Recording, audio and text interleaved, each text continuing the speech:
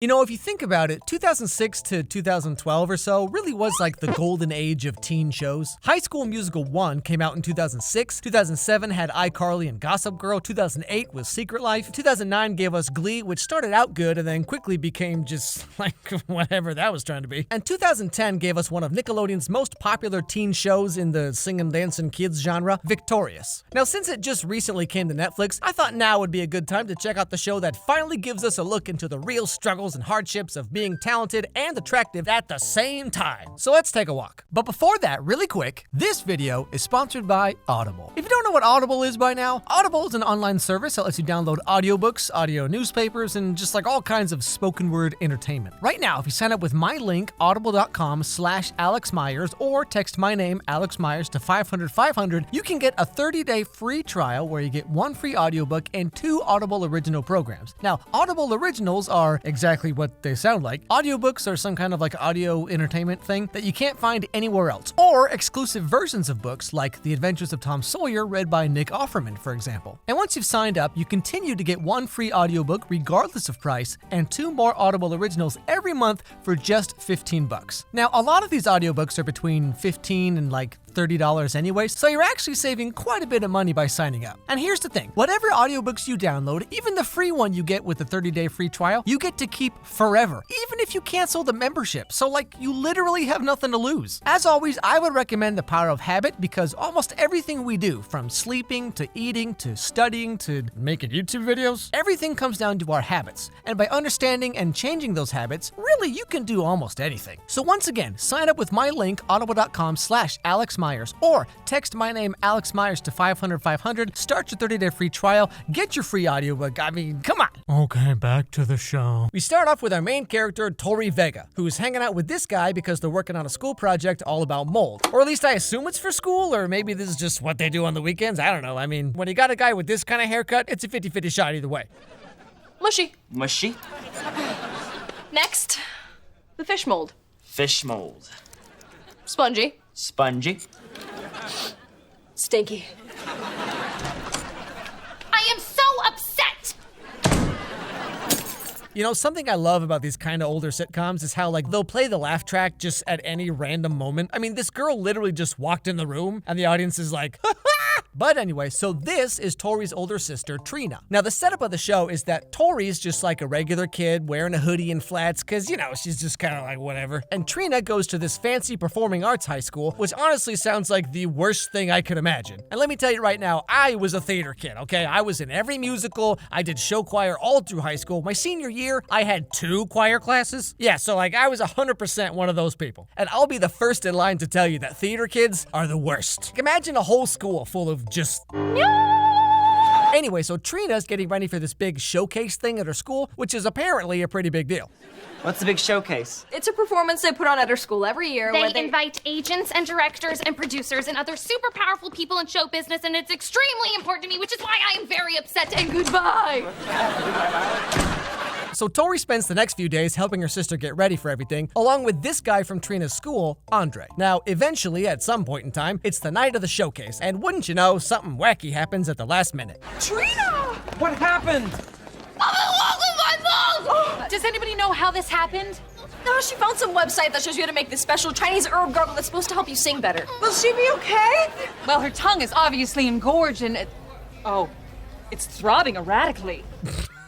Okay, well, there's a lot of interesting word choices coming out of this show. Anyway, so because of all this, Trina can't sing in the showcase, but because Tori worked with her and Andre this whole time, she has the entire song, routine, thing, whatever memorized. And so she ends up performing it in her sister's place. And wouldn't you be shocked to learn that she's actually like super talented and stuff? And the only thing that was holding her back until now was confidence. So after she performs, the audience is like, wow. And long story short, she gets recruited to attend the same performing arts school as her sister. And then we skip ahead to her first day at the new school. Anyway, you're not alone. I got your back. Okay. Trina, Eric Paulson got his hair straightened. Shut up! Oh my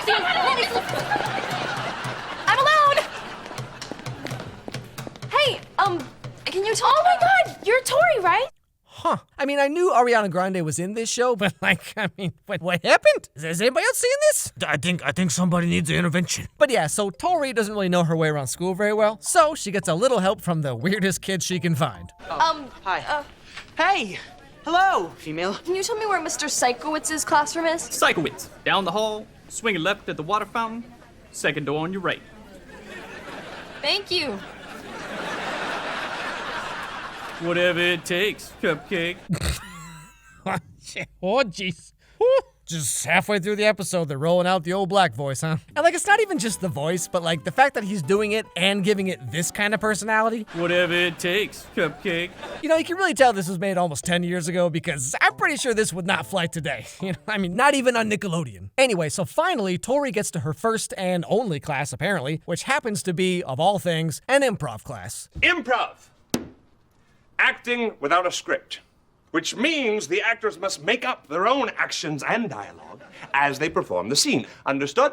Excellent. Now, as a recovering theater kid myself, let me show you the theater kid hierarchy for a second, okay? So first you got the stage crew, right? And they're generally pretty cool. You know, they just want to build like smoke machines and stuff. They're all right. Then you got those musical kids who just like all they ever want to do is sing their favorite like Hamilton, Dear Evan Hansen, Wicked songs or whatever, just like all friggin' day. And then at the very top, you've got the acting / improv kids who, for whatever reason, just refuse to quote any movie that's not Monty Python. Now here's a little pro tip for you. If you have a friend who invites you to their open mic improv show, they're not your friend. I mean, the only thing worse than improv kids are improv teachers. My God, there's a huge fire!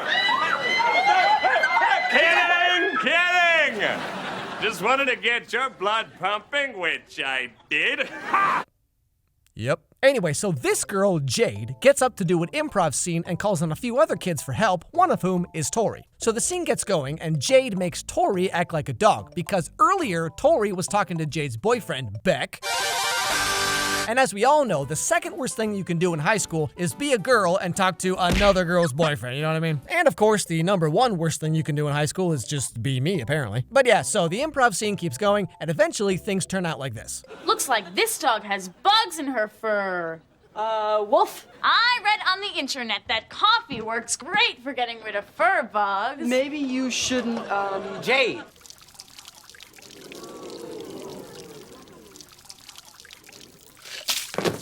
And so, as you might expect, Tori storms out in the hallway and she wants to quit and go back to her old school, but Andre follows her and gives her this big old speech about how she's really talented. I've seen what you can do on stage. You're special. You're fantastic. You belong at this school. Now, not letting herself get defeated by a girl with a blue streak in her hair, Tori goes back to the improv class the next day. And you know, Jade's all like, huh? Now, shockingly, they have to do another improv scene. And so Mr. Sikowitz picks Tori to be in charge, and she calls up the usual suspects, including Jade, and they act out the scene. Now, as you might expect, Tori and Jade keep taking these passive-aggressive jabs at each other like girls do, you know? Hey, why don't you go jump off that cliff over there?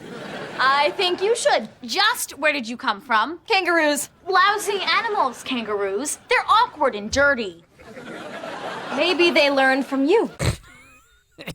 Yeah, okay, Tori, slam dunk. So after a bunch of back and forth, in the end, it's just Tori and Beck alone on stage, and you'll never guess what happens. Head feels dizzy. I know what'll make you feel better. Jumping jacks? Kiss me. Little weird. Let's do it. You know, I get that Tori's the quirky, relatable girl and Jade is like the rival girl who thinks piercings are a personality. But this kind of messed up, right? I mean, getting another girl's boyfriend to kiss you right in front of her and the entire class. And also, quick shout out to Beck for just being like, oh, you want to kiss me? Yeah, okay. But yeah, so then the show goes on for like 57 episodes. And like I said, it was incredibly popular when it was on. It even beat iCarly twice in the favorite TV show category of the 2012 and 2013 Kids' Choice Awards, along with 4 Emmy nominations. But despite all that, the show got canceled after the 4th season with no finale or wrap-up or anything. And instead, they just made like a spin-off show with Sam from iCarly and Kat from Victorious with the very clever name Sam and Kat, which only had 1 season before that was canceled too. And you know, ever since, Nickelodeon's just never been quite the same.